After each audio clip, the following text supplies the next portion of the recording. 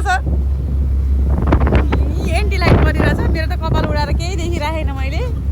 जे होस् रमाइलो भइरहेछ यतापट्टि चाहिँ हाम्रो बिचु भइसक्छ मायालु कति रमाइलो भइरहेछ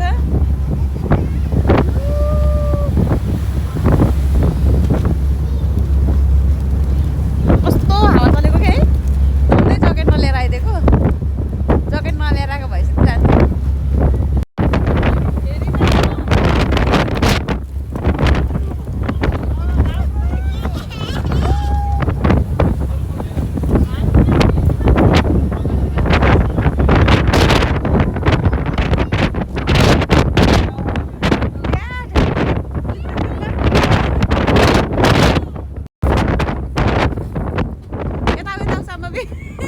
बुवाको साइडमा आउनु